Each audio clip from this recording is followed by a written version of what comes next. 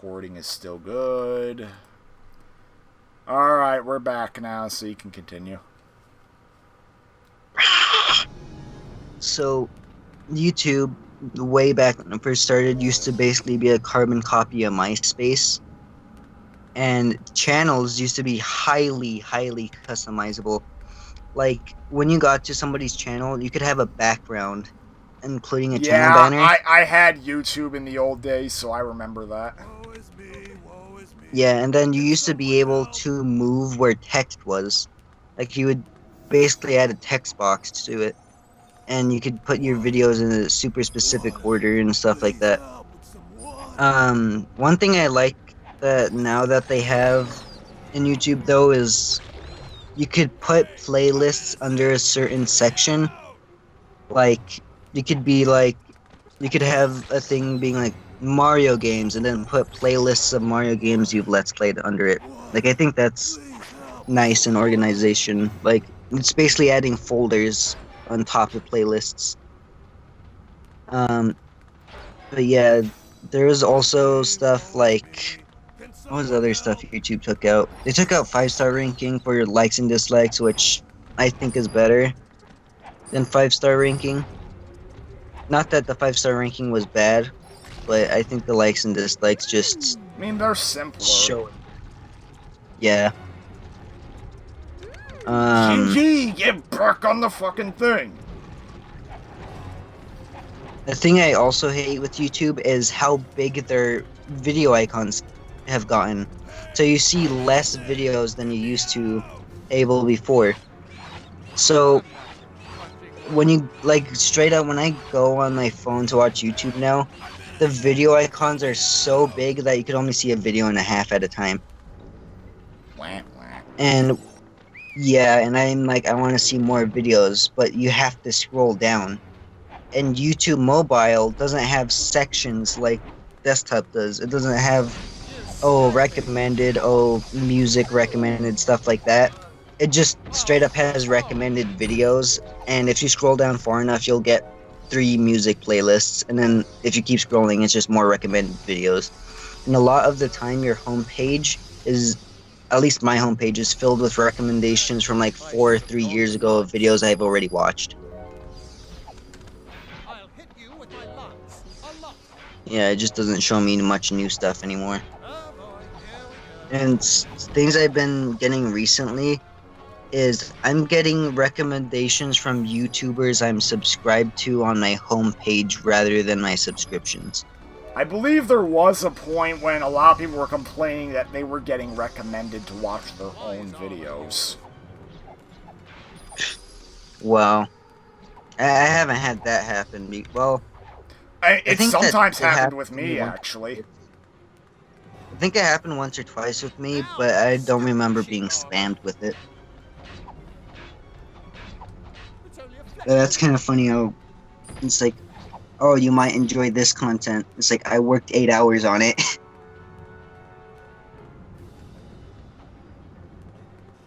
But, yeah, I just don't really like changes to YouTube now, especially the freaking new playlist stuff.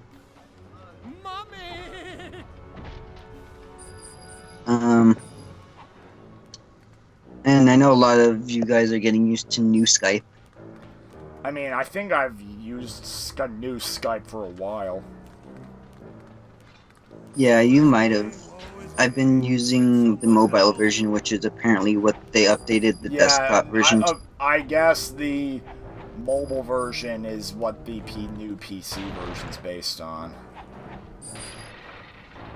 Yeah, I guess they're having trouble with that. I guess I could just help them with it if they ever need help with new Skype. Because I've been using quote-unquote new Skype since I joined the podcast. So yeah.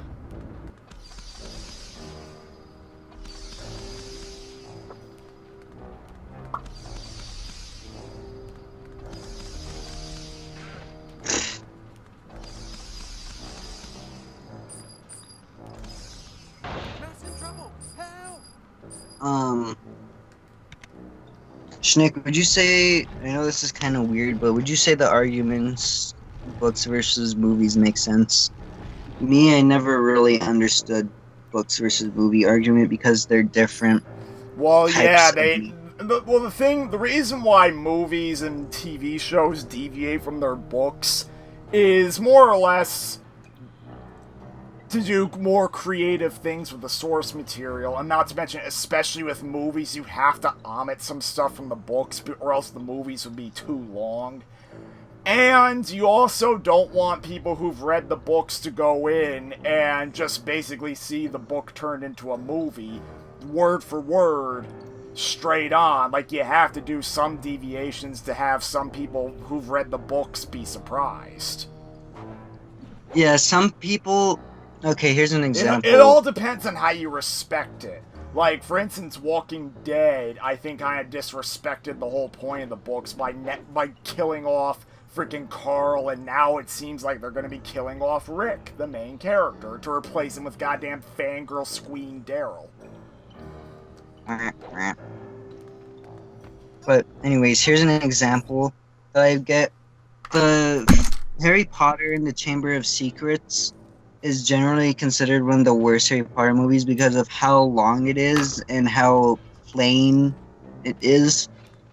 But people who've read the books really love it because it's so long and they include so much from the book with so little variety from the book that it's basically a carbon copy, which is what basically it seems Harry Potter fans want.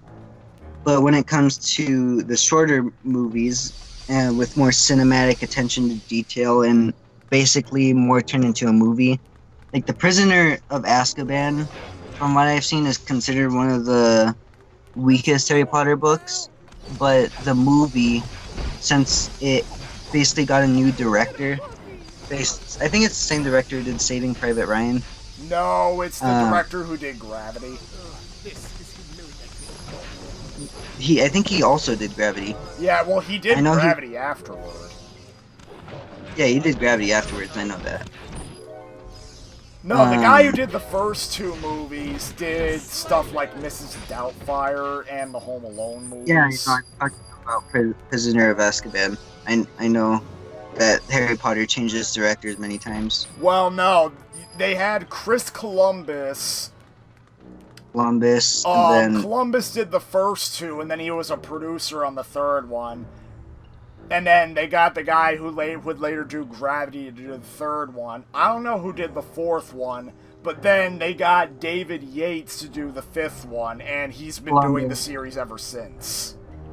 Columbus did 4, I think. He came back. Columbus did not do 4. I'm gonna search it up, actually. I think he worked on 4, but I don't think he was a director for 4. I think Columbus left the series after 3. Because he produced 3, but I don't think he did 4. Oh, it was Mike Newell. I don't know who that is. Let's see what he's worked on. More about Mike Newell. He worked on books. He did Goblet of Fire, Prince of Persia. Oh, so he did the Prince of Persia live-action movie? Yeah. Okay. And a bunch of other movies that don't really seem to be... The Good Father. The Man in Iron Mask. Bad Blood. Man in Iron Mask, I know. Is that the 98 one, or from the late 90s with Leonardo DiCaprio? It says 1977. Wait a fucking man, now I need to look at this.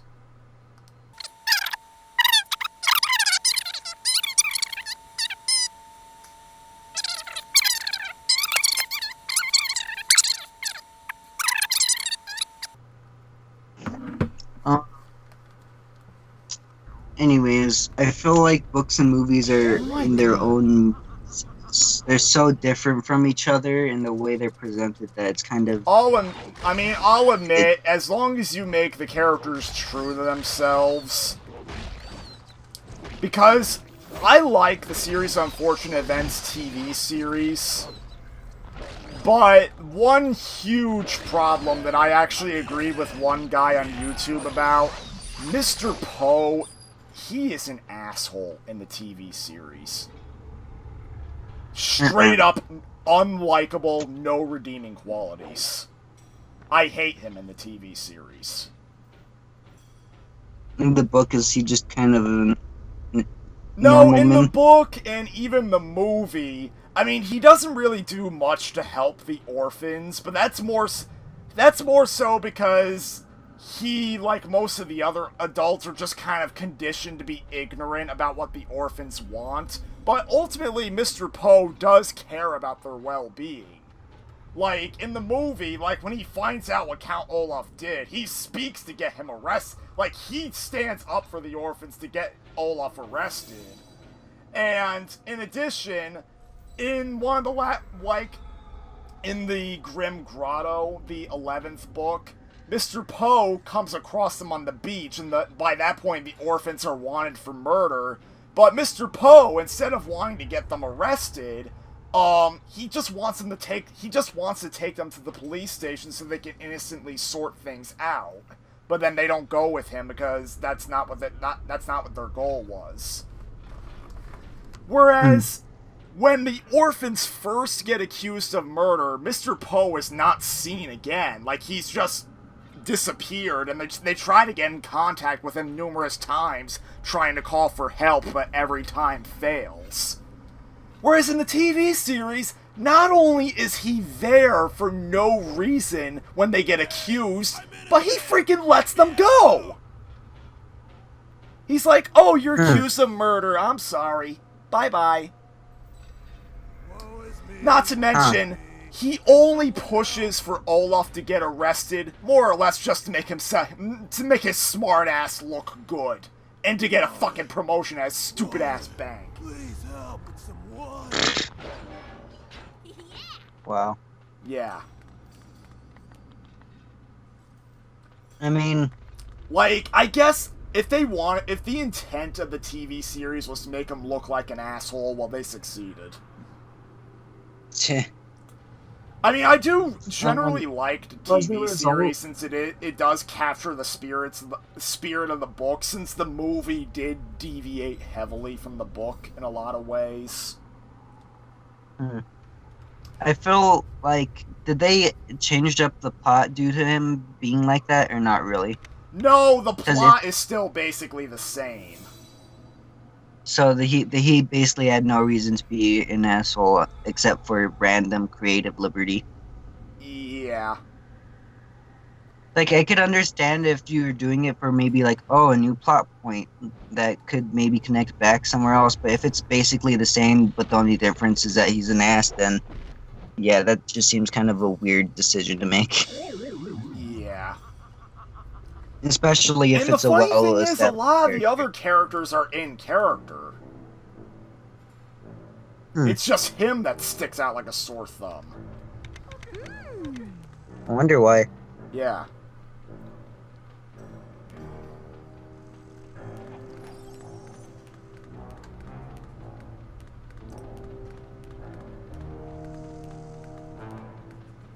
In fact, some of them got more developed. Like Aunt Josephine, the movie and the books depicts her as a complete coward. Whereas, she's still a coward in the TV series, but just before Olaf kills her, she actually does regain her self-confidence and bravery that she presumably had as a member of VFD, and she stands up to Olaf, and then Olaf's like, oh, you're gonna stand up to me? Pushes her into the water where she gets eaten alive by leeches.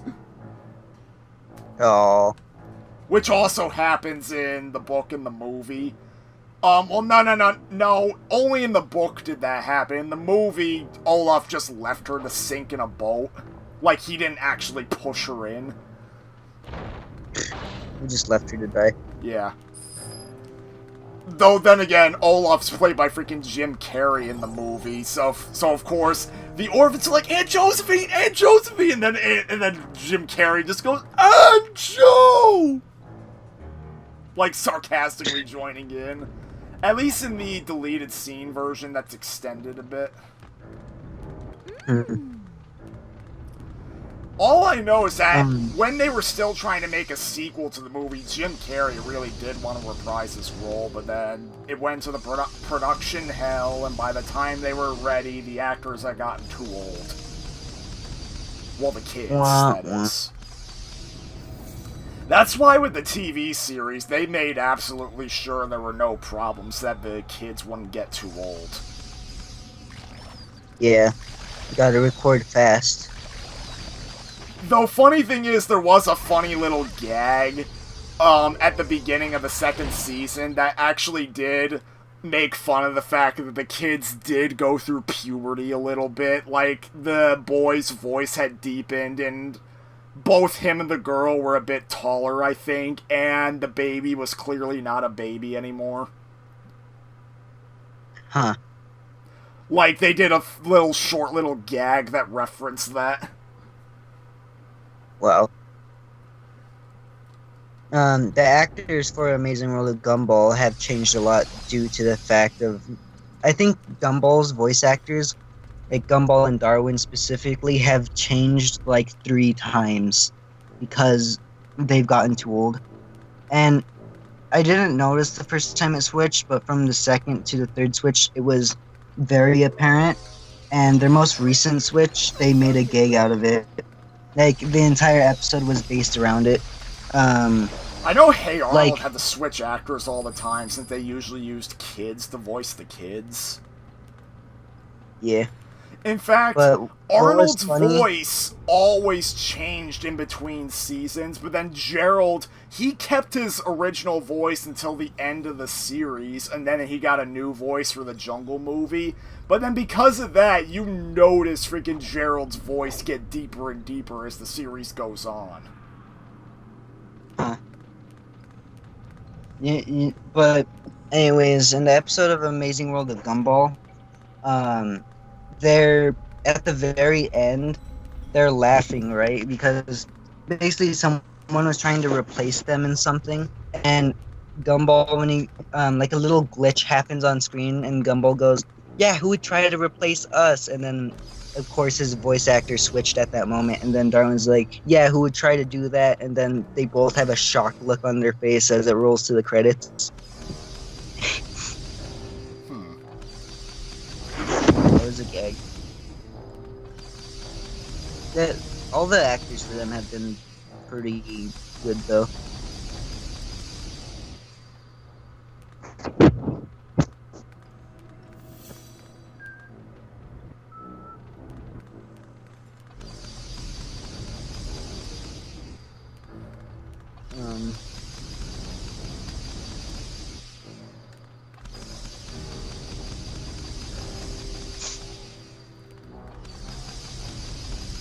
Freaking! Have you seen the Invader Zim movie? Yeah, I saw the trailer for that.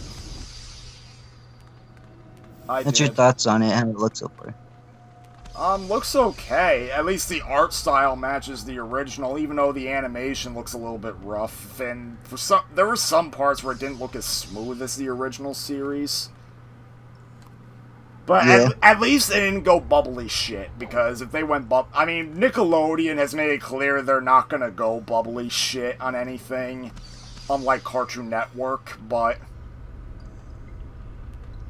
Yeah.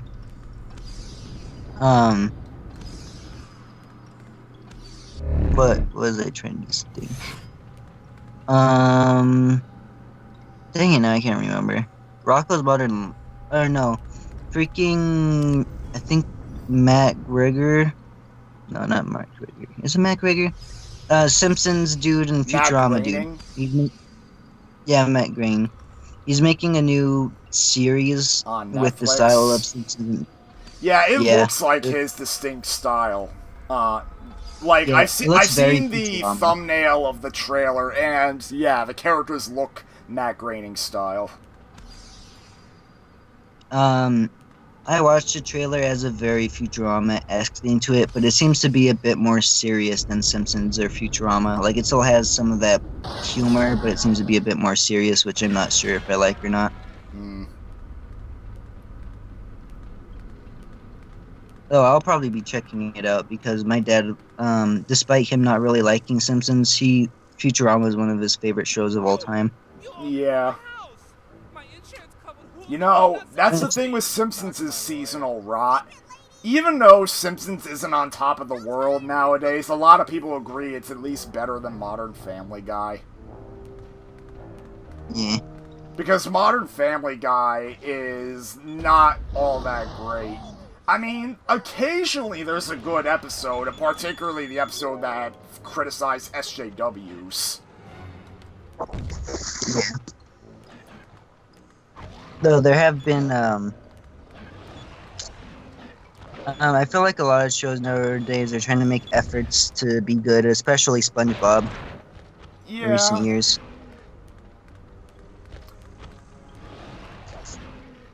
Like, they're not prone to being late to not being lazy, because sometimes shows can be after being long enough that their creative juices just kind of run out. Like, I could Yeah. understand that, but nowadays, while it's not all bad or mediocre, at least you'll get some good episodes with some. Like, it's like basically with SpongeBob now, it's either gonna be mediocre, great, or straight up just bad. It's not just like, oh, this could be a bit mediocre or less mediocre. No, it's straight up like really all over the place for some reason.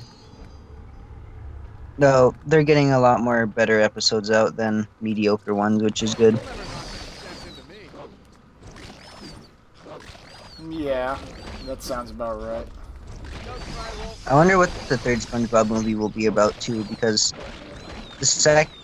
both the second and the first one, they go outside of water into real life. Yeah. I mean, they both have distinctly different styles, and the second movie was a lot more wacky and all over the place. So who knows where the third one could go? Like, first one was like adventures underwater and all over the SpongeBob world. While the second one was just kind of a spoof on time travel movies and stuff like that, and action superhero movies. All I know is that so the who third knows? movie was actually going to have a Ren and Stimpy short in front of it, but now it isn't. That's kind of dumb. All I know is that Nickelodeon has kind of partially disowned Ren and Stimpy. It seems because of Adult Party Cartoon. Yeah. Like, when Adult Party Cartoon first aired, like, Nickelodeon had completely disowned the original series. Like, they made an arcade port of Nicktoons Racing the same year, and Stimpy was actually removed as a playable character when he was there in the PC and PS1 versions. Stimpy! No! And then reruns of Ren and Stimpy were completely pulled until like the late 2000s when they finally returned to Nicktoons Network. In fact, because of that, I didn't even know Ren and Stimpy existed until the reruns came back. I found Ren and Stimpy through Nicktoons, and once I played it through Nicktoons, my dad was like, "Oh, I remember that show." And then I watched lots of episodes with him on it. It is very on the nose with its crude humor. Yeah, like, I'll admit, I'm kind of divided on Ren and Stimpy. Like, I'm not the big... Like, out of the three original Nicktoons, even though it's oftentimes people's favorite, I actually think it's the least memorable out of the three original Nicktoons. Like, Rugrats, like, that was like an... Whether you like it or not, that show was kind of iconic. And then Doug has, like, a very big charm to it for me. But then Ren and Stimpy, I don't know, maybe it's a bit too rude and crude. I do kind of like it. I guess I liked Rocco a lot better because that basically is Ren and Stimpy, but restrained in the right way.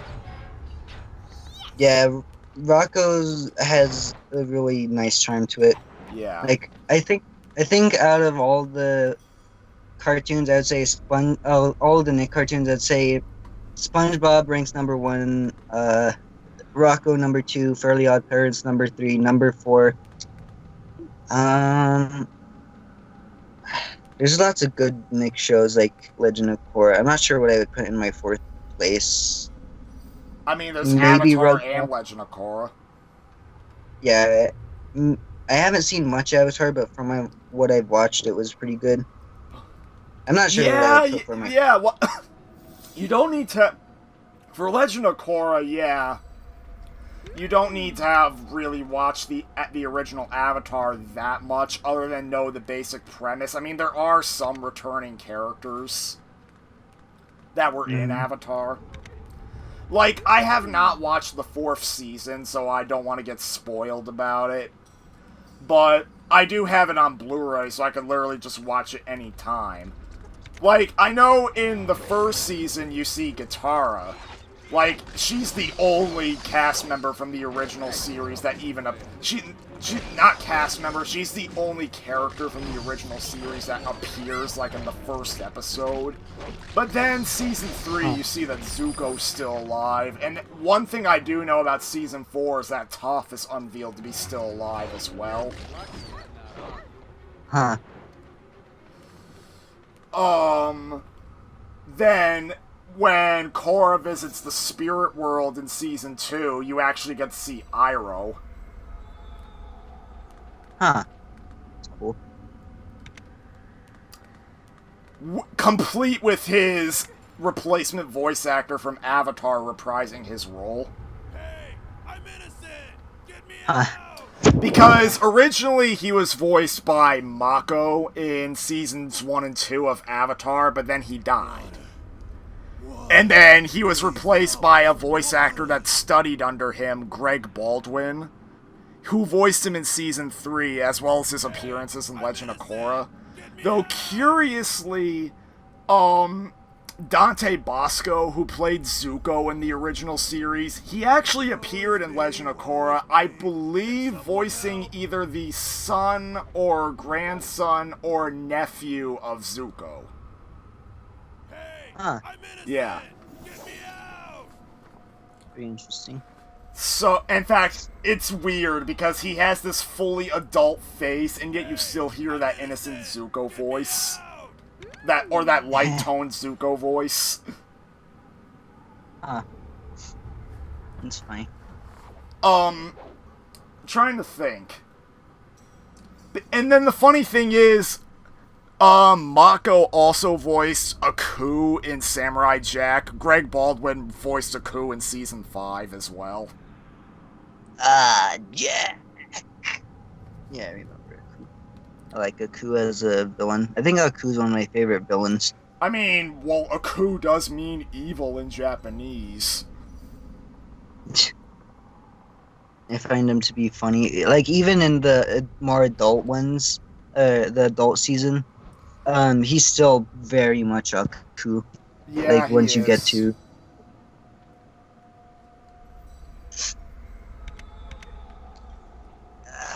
Jack! Woe is me. No, have you seen Season 5? I know some of the episodes, and I think I've seen this... I've seen one of them, but you know I the generally ending? didn't... So. Nope. So... Well, I can't say the ending then, damn it. Water.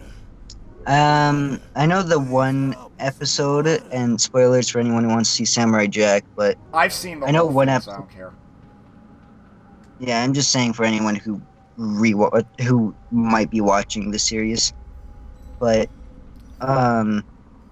for season 5, I think it was episode 2 or 3, I know Jack accidentally kills someone or something like Yeah, that. it's his first And I know human that- kill in the series. Yeah, and he breaks Well, down. the first one we see. Like, the first time he kills, like, an actual living being and not a machine. Yeah. And I also seen the one where he befriends a wolf. That's all... Well, I can't say.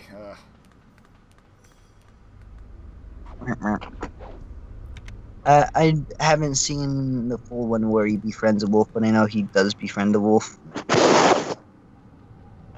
Woe is me. Woe is me. Can Or someone help? for a short time. I don't know what the full episode's completely about, so. Okay... Whoa. What the fuck? Is video games being confusing for Yeah, your damn brain, video Schnick? game is- Yeah, Schnick needs a Smash video game now. Alright, fairy, don't move. You fucking fairy, you don't move. Don't move. Oh. Are you fucking kidding me? The camera makes it so that they have to fucking move. Wah, wah.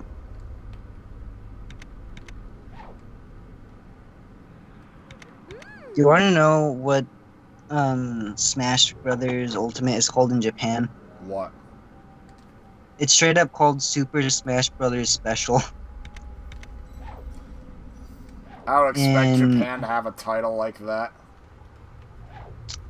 In the other Smash Brothers games, it was Smash Brothers X, Smash Brothers DX, and I forget what Smash 4 was called. I think it was straight up just Smash for Wii U. So, And now it's Smash. even the Japanese didn't get creative with the title of that game. Wah, wah. Actually, I'm gonna look it up because I'm not sure. Hello everybody. Play my game. Japanese Smash 4 name. I search Smash Oh Bros. my god, Jap- another half-hour video. My fault.